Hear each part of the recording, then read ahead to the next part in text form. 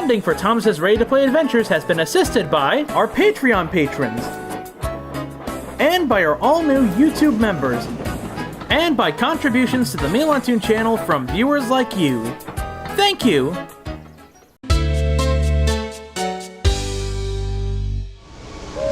One morning, Bruno the brake wagon was sitting quietly on the sidings of the big rail yard. He was going over his plans for the day ahead. Just then, Thomas came puffing in with a freshly cleaned Annie and Clarabelle. "Hi, Bruno," whistled Thomas. "Hello, Thomas," said Bruno. "You are right on time for your pickup today." "Great! Where will I be going today?" "Your schedule is right here with me," replied Bruno, who always loved timetables and maps. "You'll be pulling a flat car of lumber to the mines, then 2 crates of bottles to the dairy. Then you've got the afternoon train on your branch line at 2 o'clock, with a final mixed traffic train of stone and passengers at 8:15. "Bust my buffers," puffed Thomas. "You've got my day down to a T." "But there aren't any tea deliveries on this timetable," pondered a confused Bruno. "And you don't have any jobs near the Callan River Golf Club either." "I know," laughed Thomas. "I just meant that you've got my day down to every little bit." "Oh, I suppose I did," said Bruno.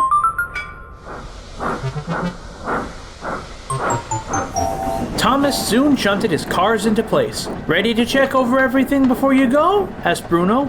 "Of course," came up Park Thomas. This was a special thing he and Bruno did before he left for any job. "Filled up with coal?" "Yes, I stopped by the coaling tower before I got here." "Tank full of water?" "Top to the lid." "Got a good washdown?" "Yes, indeed. The workmen at the sheds even give my whistle a polish." "Are you sure?" asked Bruno. "There is one thing." "What do you mean?" quizzed a puzzled Thomas. "You've got paint on your number." Thomas looked back. Then he gave a great big laugh. "Oh, Bruno," he chuckled, "you got me there." "Just wanted to keep you on track." The two friends continued laughing when Thomas's conductor came in. "Time to get going, Thomas. We've got a lot of work to do today." "Indeed we have," said Thomas's driver. "Off to the mines first." "Thanks for helping to make sure it was all set for today," said Thomas. "It's always a bit hard with all these jobs." "You're welcome, Thomas," said Bruno. "Oh, one more thing," he said. "The docks junction will be closed from 10 to 11. Tell Henry to wait at Edward Station for his cars." "Sure thing," said Thomas. "Goodbye, Bruno."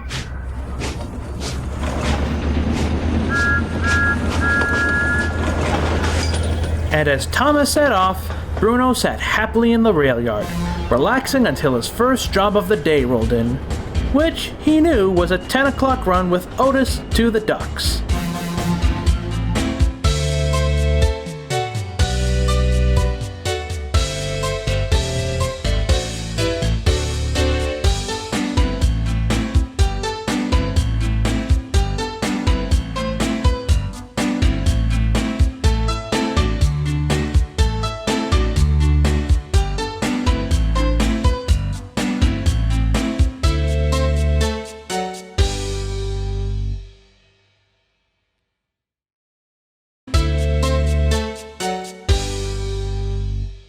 One day, Devon the freight diesel was dropping off a load at the docks. Thomas was puffing away to work at the old crane dock, but not before shunting one of his least favorite loads. "Oh joy, parked near coal," he groaned. "What's the matter with a bit of coal?" called Cranky the crane. "I've got many stops around the island today with my freight. I must look presentable for whomever needs service." "Says an engine painted tuxedo black," he muttered. Just then the foreman arrived from his office. "All hands on deck! Titan is arriving with a big consignment for the mainland. We need freight cars at the ready ASAP." "Ah," said Devon, "that's the shipment I've been assigned to.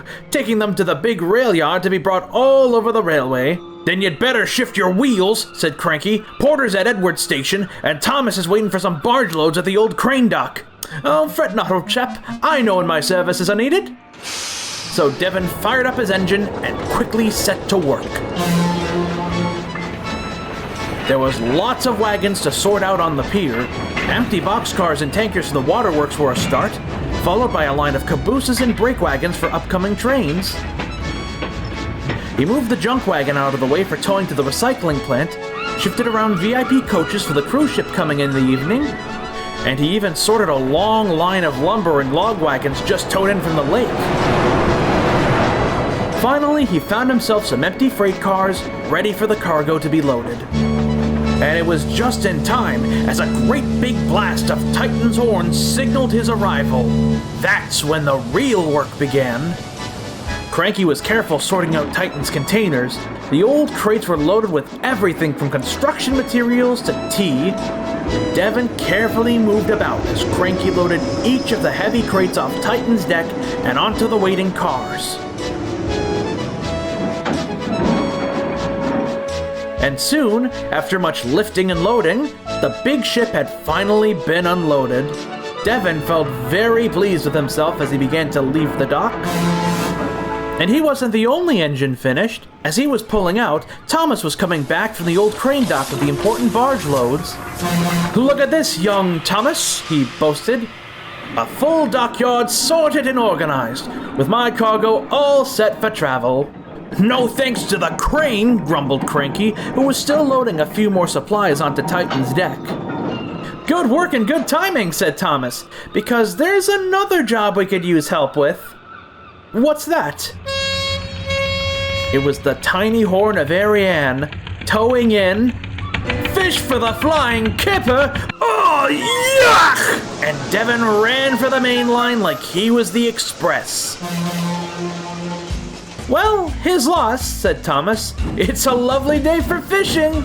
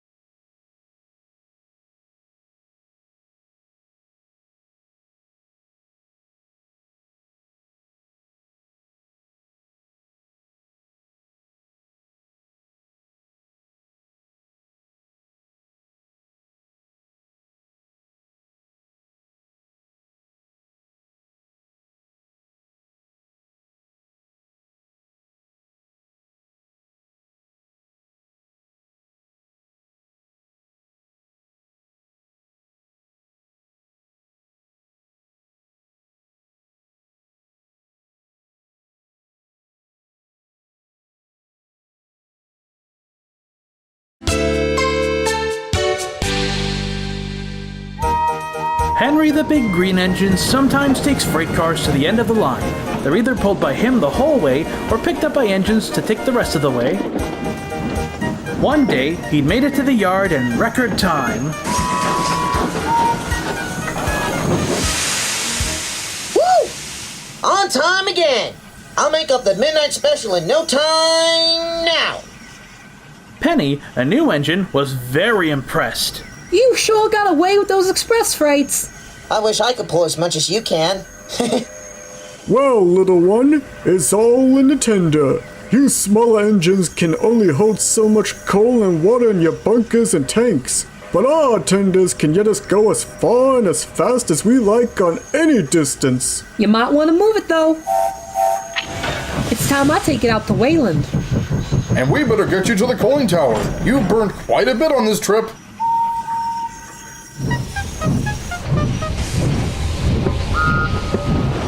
Soon Henry was enjoying the leisures of a well-loaded tender. He was sitting comfortably waiting for his next train home. Nearby, an inspector had been looking over the switch tower. Before she'd arrived, the signalman had tested some of the points when the yard was empty. All was correctly reset, but she had a feeling he had forgotten one.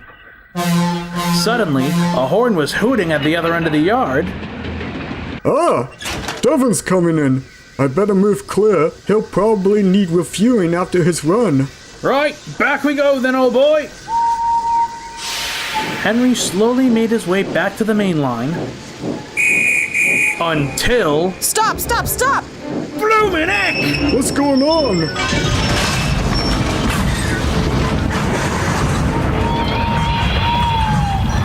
Cinders and ashes!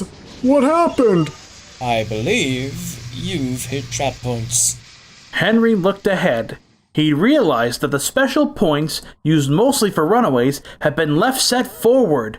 He was stuck! Luckily, Roger and Chuck were able to get Henry back onto the rails in time for his next train. It's amazing what you can do with a couple planks of wood. Tender's proven a little bit of a toughie, though. Even with some spilt coal, Henry's tender was still fully loaded. Sir Topham Hatt had come to see what had happened. Henry was worried, but he spoke kindly to him. The accident wasn't your fault. The signalman on duty should have made sure that the points were set correctly after his checking. We'll have you in good working order again soon. Just then, Penny rumbled by with the midnight goods. She couldn't help but laugh a little at Henry's predicament. Seems your tender certainly let you go far today. Henry hoped tomorrow it wouldn't.